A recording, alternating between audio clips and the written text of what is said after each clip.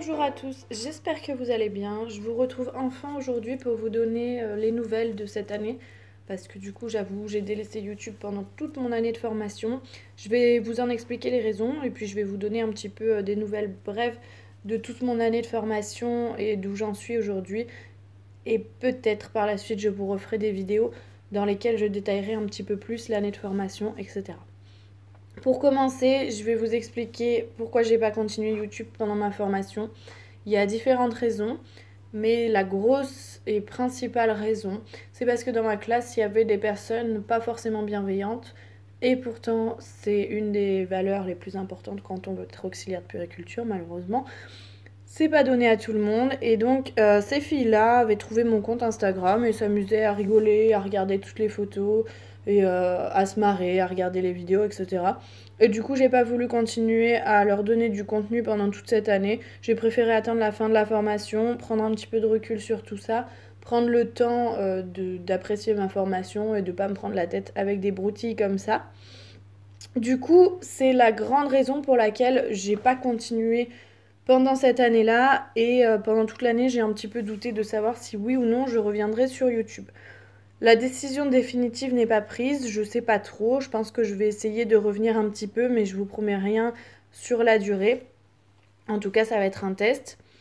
Je sais pas non plus si je vais revenir sur des formats vidéo ou des formats podcast comme celui-ci, parce que j'avoue que pour moi c'est un petit peu plus simple le format podcast, déjà parce qu'il y a moins de montage, et aussi parce que j'ai un peu du mal à me regarder en vidéo, c'est un petit peu compliqué.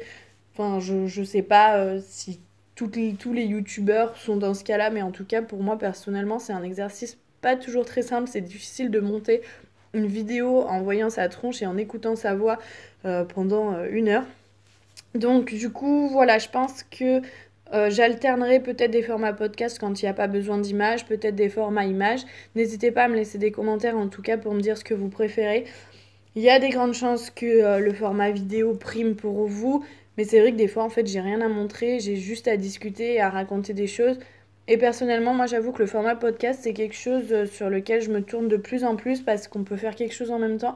Et en ce moment, tout le temps, dans ma voiture, etc., je mets un podcast et comme ça je peux me concentrer sur ma route, c'est pas dangereux.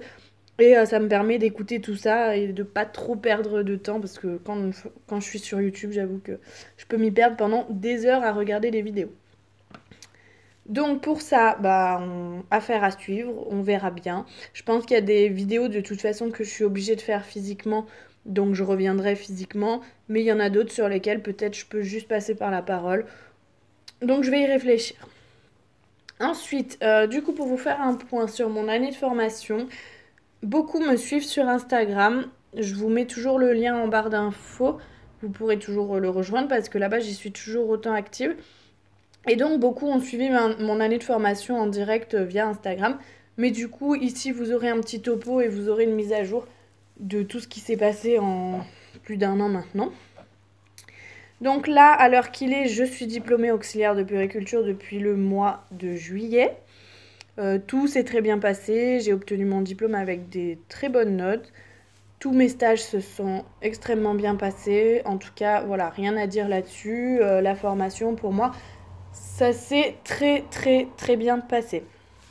Je pense que je vous ferai vraiment une vidéo sur mon année de formation dans laquelle je vous parlerai de tout, de mes stages, des modules, etc.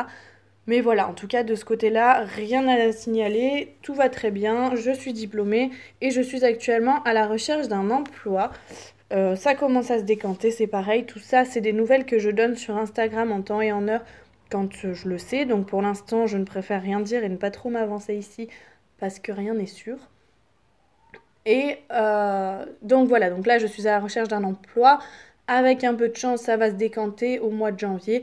Et avec même beaucoup de chance, l'été prochain, j'arriverai peut-être à ce que j'espère le plus en finalité de ce diplôme.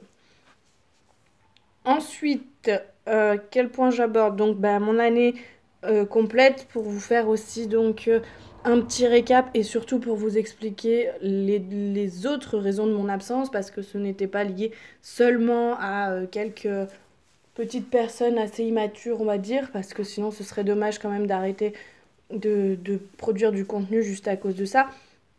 C'est également lié à une année qui a été très très riche en rebondissements, on va dire, sur le plan personnel.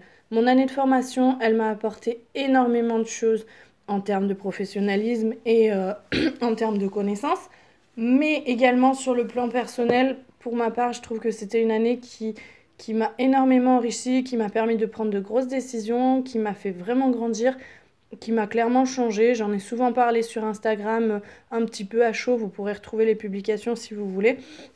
Mais voilà, cette année-là, ça a été vraiment plein de changements. J'ai commencé ma formation en septembre.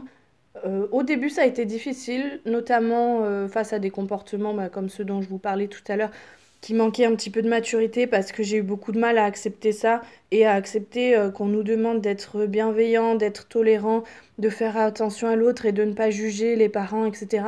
Et de me retrouver en fait dans une classe où beaucoup de personnes avaient visiblement oublié ces valeurs et étaient constamment dans le jugement. C'était un petit peu difficile. Et au départ, j'ai pris ça très à cœur. J'ai eu beaucoup de mal à m'en détacher. Puis finalement, ça a duré juste en fait le mois de septembre. Très vite, j'ai commencé à prendre un petit peu confiance. Alors je dis pas, hein, il y a eu des rechutes. Même aujourd'hui, là, je suis en panique totale pour mes entretiens. C'est difficile d'avoir confiance en soi vraiment à 100%. Mais en tout cas, de voir qu'il y avait une justice, que je réussissais mon diplôme vraiment comme je le voulais, avec de très bons résultats, et que comment on dit, le retour de bâton se faisait là où il devait se faire, ça m'a vraiment aidé à avancer et à prendre du coup conscience de beaucoup de choses et à prendre toutes les décisions que j'ai prises dans ma vie par la suite. Donc au mois d'octobre, j'ai fait mon premier stage qui s'est très bien passé donc à la crèche. Et s'en est suivi quelques petits rebondissements dans ma vie perso. Ça a été très compliqué. Il y a eu des décès autour de moi et une séparation. C'est le gros événement de mon année de formation. Je me suis séparée de mon ex-conjoint, du coup, avec qui j'étais depuis 3 ans et demi. Euh, J'en ai un petit peu parlé sur Instagram. Je vous ai aussi fait part de mon désir d'enfant, etc. Donc ça c'est pareil, c'est quelque chose qui a un petit peu animé le début de cette année-là parce que forcément du coup j'étais dans le milieu. C'était compliqué de voir des bébés, des mamans et puis tout ce dont on rêve tout le temps et de pas encore pouvoir y avoir accès. Mais du coup, on a pris d'un accord plutôt commun la décision d'arrêter notre relation.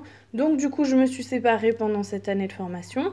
Donc il a fallu gérer les stages, l'école, la séparation, le déménagement. Et puis surtout, je ne savais pas du tout quoi faire après parce que du coup, je vivais dans cette ville parce que j'étais avec mon conjoint. Mais en termes de professionnel, il n'y a pas de boulot là où j'étais. Donc du coup, un peu compliqué de choisir.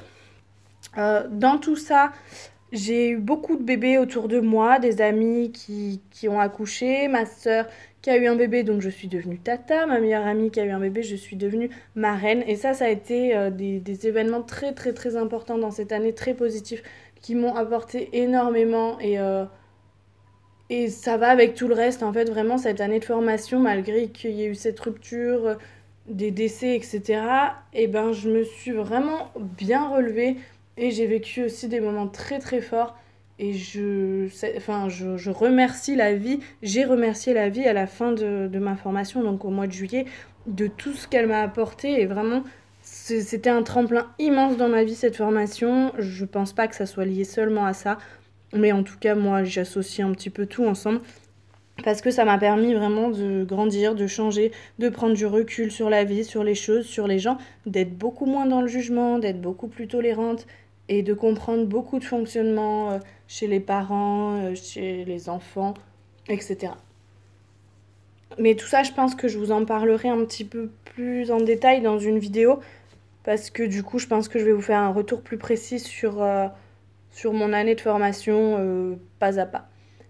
Donc je me suis séparée, j'ai déménagé et puis j'ai rencontré quelqu'un avec qui je vis maintenant et donc j'ai déménagé, ce qui me permet de chercher un emploi ailleurs, peut-être quelque part où il y a plus d'offres. On verra, pour l'instant je suis toujours un petit peu en suspens, j'en sais pas trop plus.